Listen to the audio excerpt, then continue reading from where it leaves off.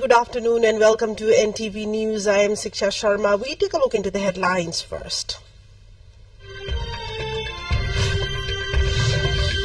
Supreme Court validates government's decision to acquire tax on income earned through merger and FPO issuance of BFIs. Deadline to pay taxes tomorrow. Sugarcane farmers dissatisfied over new floor price of sugarcane say minimum support price should be fixed 750 rupees. EU leaders agree to open accession talks with Ukraine and Moldova, grants candidate country status to Georgia. And Lalitpur City FC takes on Jhapa FC in the Nepal Super League match today. Undefeated Lalitpur eyeing to secure another victory.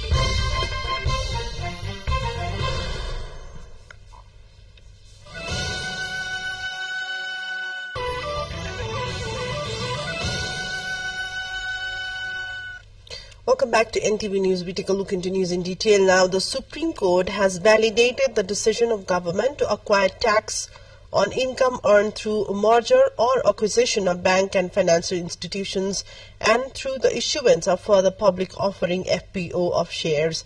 The court's verdict now mandated the BFIs to pay the taxes to the government by tomorrow. 16 commercial banks had filed a writ challenging the government decision to acquire tax on income from merger and FPO issuance under the Finance Act 2080. They had argued that the profits from mergers and acquisitions and dividends from share premiums should not be subjected to income tax. Assistant spokesperson of the Supreme Court, Govinda Prasad Kimire, said after continuous hearing on Wednesday and Thursday, the Apex Court annulled the writ and issued its verdict in favor of the government. The joint bench comprising Chief Justice Vishwambar Prasad Shrestha, Justices Ananda Mohan Bhattarai, Sapana Pradhan Malla, Sushma Lata Mathema and Kumar Regmi issued the verdict. The government can now collect some 15 billion rupees from BFIs from their merger or acquisition and issuance of FPO that has remained as dues. The deadline for registration of political parties willing to contest upcoming National Assembly polls is ending today. The National Assembly election is scheduled for 25 of January. According to the Election Commission, political parties desiring to contest the election can register within the office hours. Today, the Commission informed only the parties registered from date of 10 to 15 December will be eligible to contest National Assembly member elections. After the registration procedures, the list of the approved parties will be published on Nepal Gazette on 17 of December and they will be given electoral symbols. The National Assembly poll is scheduled for 25th of January to elect a total of 19 members for the upper house of the Federal Parliament to fulfill vacant post of NA members, which is expiring from 3rd of March, and one remaining member will be nominated by the President. A meeting of the Nepali Congress Central Work Execution Committee is scheduled to take place today. The meeting will commence at the party's central office in Sanepa at 15 minutes past 12. The Central Office Chief Secretary Krishna Prasad Paudel said the meeting would delve into the party's upcoming Mahasamiti meeting, the November 3rd Jazaquake and current political issues and other contemporary matters. It is said likewise other issues including whether to hold the Mahasamiti meeting, which is called for 1 to 4 of January, or to postpone for the moment will be discussed. Mainly in today's meeting, the Central Work Execution Committee, office bearers and members would attend the meeting today. Let's take a look into a short break here. More news follows up on the other side. To stay with us.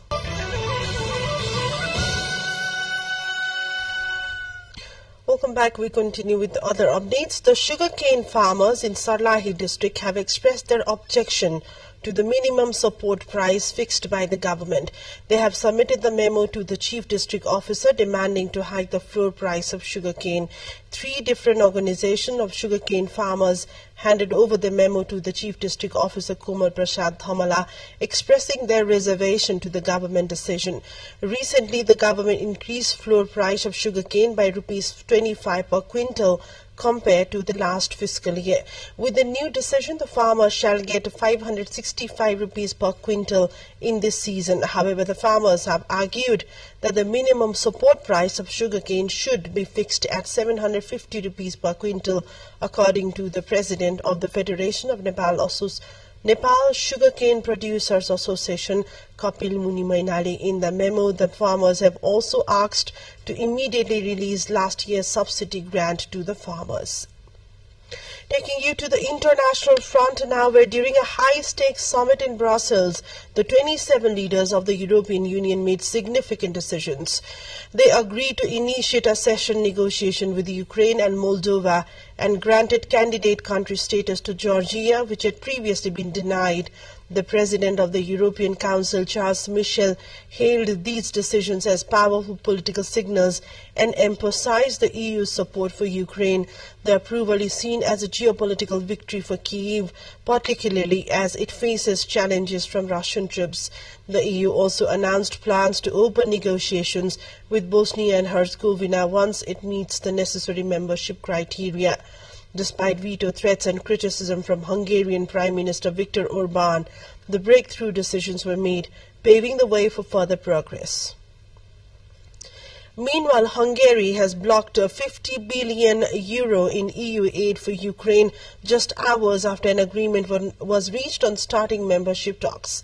Summary of the night shift veto for the extra money to Ukraine, the Hungarian Prime Minister Viktor Orbán said after Thursday's talks in Brussels. The EU leaders said the aid negotiations would resume early next year. Ukraine is critically dependent on EU and US funding as it continues to fight occupying Russian forces. The aid blocking was announced by Orbán shortly after the EU leaders decided to open the membership talks with Ukraine and Moldova and to grant candidate status to Georgia. Hungary, which maintains close ties with Russia, has long opposed membership for Ukraine but did not veto that move.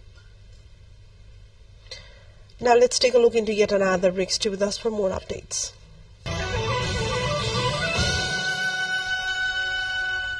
Welcome back. We continue with the remaining updates. Israel's defense minister warns the war with Hamas could last several more months, while the Prime Minister Benjamin Netanyahu again vows absolute victory. Israel has reportedly also told US officials that the current intensive phase of the conflict could be finished in a matter of 2 or 3 weeks. US President Joe Biden has urged Israel to be more focused on how to save civilian lives in Gaza. The ground incursion into Khan Yunis, Gaza's second city, entered a critical stage on Thursday as Israel pounded the center. Internet and phone networks across Gaza again went down, according to the region's main telecoms company.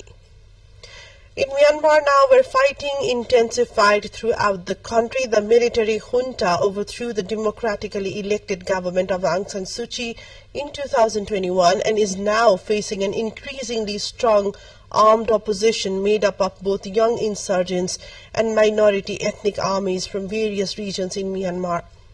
A coordinated operation by several rebel armies across multiple states changed the balance of power. The insurgents took towns and military bases from the junta control, which admits to facing unprecedented opposition. They seized control of the region from military regime in November after fierce combat. Let's take a look into the highlights of what's coming up next.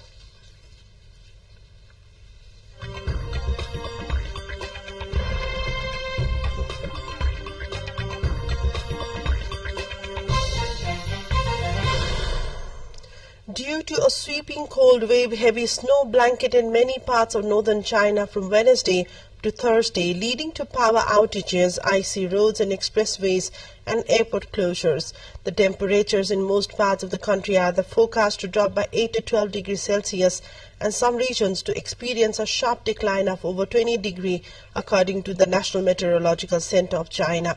Affected by the extreme cold weather and freezing rain, several major power transmission lines experienced a breakdown in Yinqing city of Shaanxi province. As a result, a power failure occurred in the whole Yanchu County in Yangqing city.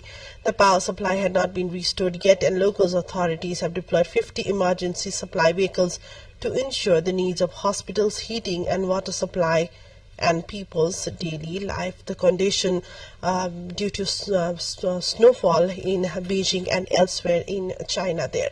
We take a look into what's in sports for now.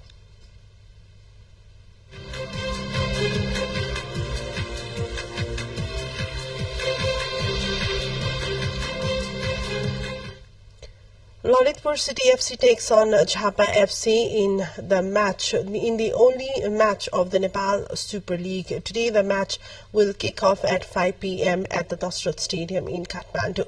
In today's match, undefeated Lalitpur FC will be looking for another victory. Meanwhile, Hungary FC has climbed to the top of Nepal Super League points table with a 1-0 win over FC Chitwan. Hungary, with 11 points in 3 matches in hand, is 2 points clear of the second place Lalitpur City FC. It took lead as early as the second minute of the match at the Dasrat Stadium held on Thursday. Chitwan had the best chance to equalize after it was awarded a penalty in the injury time of the first half. Let's take a look at yet another update where already qualified Liverpool ended the Europa League group campaign with an away defeat in Belgium against Union Saint-Gilloise. Jurgen Klopp's youthful red side fell behind in the 32nd minute when Mohamed Amoura scored after taking the ball around goalkeeper Kamhin Keller. 20-year-old centre half Jarrell Quansah equalized with a power effort from inside the penalty area for his first Liverpool goal. But the host regained the lead just before half-time thanks to Cameron Keita's low strike, which proved to be the winner. Despite the loss, Liverpool win Group E with 12 points from the 6 games, while Belgian league leaders Union Saint-Gilloise finished third to drop down into the Europa Contract League playoffs in February. And this brings us to the end of the bulletin. To wrap up, a quick reminder of the top stories. Supreme Court validates government's decision to acquire tax on income earned through merger and FPO issuance of BFIs. Deadline to pay taxes tomorrow. Sugarcane farmers dissatisfied over new floor price of cane say minimum support price should be fixed 750 rupees. EU leaders agree to open accession talks with Ukraine, and Moldova grants candidate country status to Georgia. And Lalitpur City FC takes on Jhapa FC in the Nepal Super League match today. Undefeated Lalitpur eyeing to secure another victory.